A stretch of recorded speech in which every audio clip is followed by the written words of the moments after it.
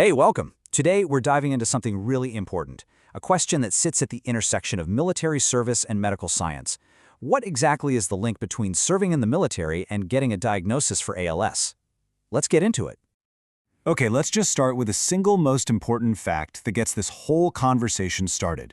The data is absolutely clear. If you're a military veteran, you are nearly twice as likely to be diagnosed with ALS. That's not a small number.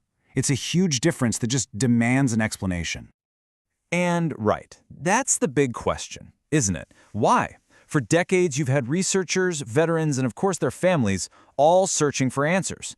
So, today, we're going to follow the clues that science has started to uncover. All right, Section 1. Let's start our investigation by looking at how this connection was even spotted in the first place and how it eventually became officially recognized. Honestly, it's a mystery that's been unfolding for a long time. What's wild is how long people have noticed this pattern. I mean, we're talking about initial reports coming from World War II vets. Then in the 90s, a really clear cluster popped up among Gulf War veterans. That gut feeling was confirmed by a big study in 2001, and it all led to this landmark decision in 2008. So that 2008 decision, it was a total game changer. The Department of Veterans Affairs officially called ALS a service-connected condition. And what that means is, for pretty much any veteran with at least 90 days of continuous active duty, their diagnosis is officially tied to their service. And that guarantees them access to comprehensive support and benefits. It's huge. Okay, so with that connection officially on the books, researchers could really start digging into the data to see just how big this problem was. It was time to follow the clues. And when you look at the numbers, the difference is just stark. You've got the general population as a baseline, right? Then you see U.S. veterans, and the rate is nearly double.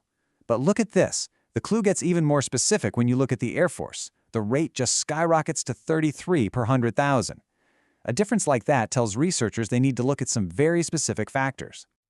The Gulf War group gives us even more to go on. If you were deployed to the Gulf, your rate of ALS was almost double that of your peers who served during the exact same time but weren't deployed.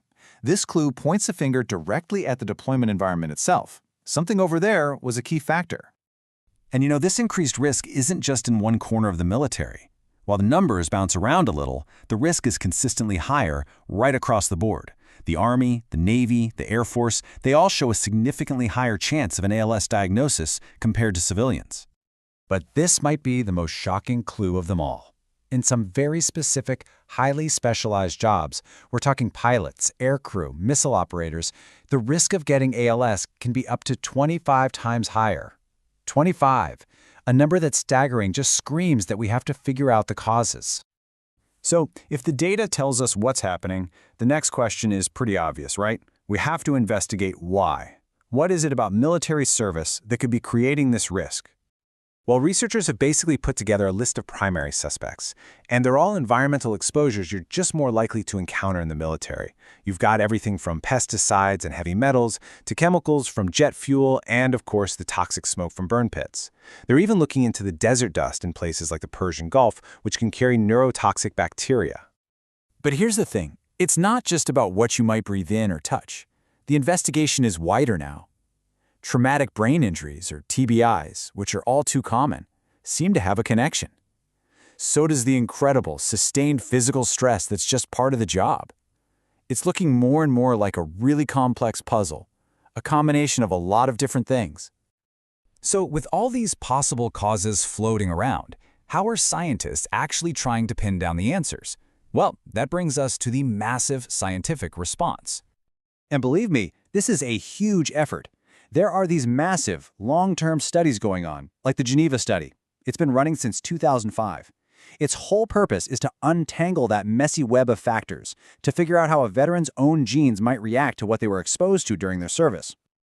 And to find treatments faster, researchers are using these really smart, innovative methods called platform trials. Think about it. Instead of testing one drug at a time, which takes forever, this model lets them test a whole bunch of drugs at once. It's just a way faster, more efficient way to see what works, toss out what doesn't, and get help to patients so much sooner. And the great news is the research is moving quicker than ever. New projects are launching all the time to study veteran genetics, and there are some really promising therapies in the works that target specific proteins, like one called TDP43, that are involved in ALS. The scientific community is absolutely all hands on deck. So finally, let's talk about maybe the most important part of all this. What kind of support is out there for veterans right now, and what's the hope for the future? Because ALS is officially service-connected, there's a really solid support system in place. And it's not just one thing. It's this whole network of care. We're talking full disability pay, financial help for caregivers, grants to make your home and car accessible, and top-notch coordinated medical care. The whole shebang. And just to make that a little more real, that disability compensation we mentioned, it can be around $3,700 a month. That provides a really critical bit of financial stability for veterans and their families, so they can focus on health and just living. You know, in the end, even though this is a tough journey, the community really frames it as one of resilience. It's about honoring the service, for sure, but also looking ahead with a real sense of optimism. And the progress we're seeing both in the science and the support gives a real foundation for that hope. And that leaves us with one final and really vital question. Knowing the risks is step one. But the next big challenge is figuring out how we better protect the people who serve our country in the future. What comes next? That is the question that's going to drive this research for years and years to come.